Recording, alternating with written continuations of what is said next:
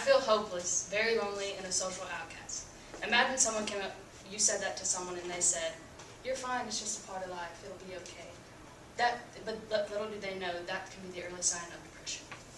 According to ADA.org, depression is found in 15 million American adults, or about 6.7% of the U.S. population age 18 and older. I've learned about this condition through multiple people, friends, family, and I've done some additional research. Today I'd like to inform you about the early signs of depression, people that are most impacted by it or affected by it, and the options for treatment. Now let's start with the early signs found in depression. Early signs of depression may include sadness, guilt, irritability, mental symptoms, and physical symptoms. Depression in men is different from depression in women. For men, they are less likely to acknowledge feelings of self-loathing and loneliness. Instead, they complain about fatigue, irritability, sleep problems, and loss of interest in work or hobbies. Also experience symptoms like anger, aggression, reckless behavior, and substance abuse, said from helpguide.org. For women, they are more likely to have symptoms such as pronounced feelings of guilt, excessive sleeping, overeating, and weight gain. It also can be impacted by hormonal factors such as menstruation, pregnancy, and menopause. So us girls have an excuse. Use it. That's also stated by helpguide.org.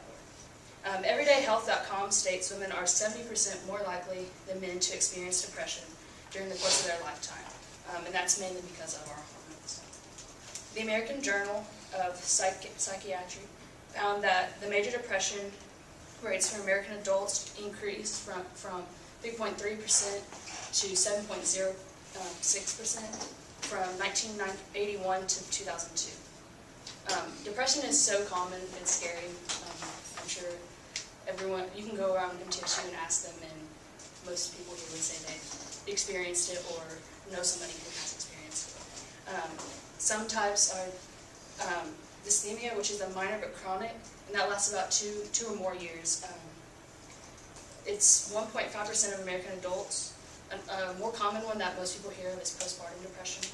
That's after the mother has the child, right after childbirth.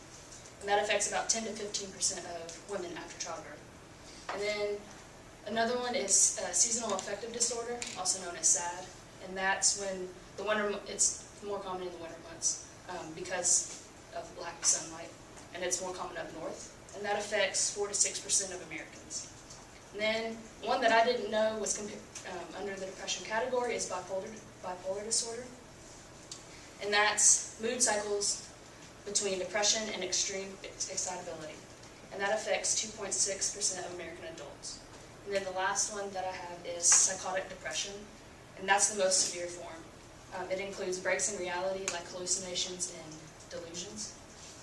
And that's less common than the other forms.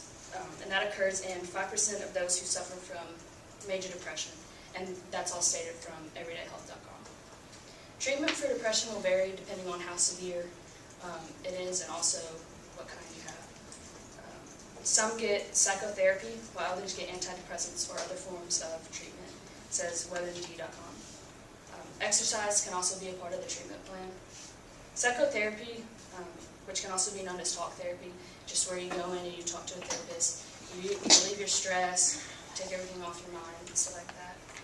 It's an effective treatment for clinical depression from webmd.com, which simply means it's for more minor causes.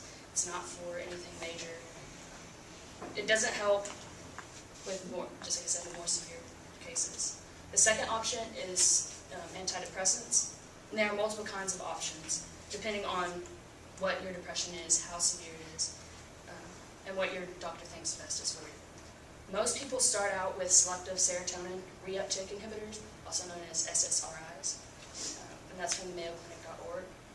And of course, there are many other options that you can choose from, or your doctor may choose.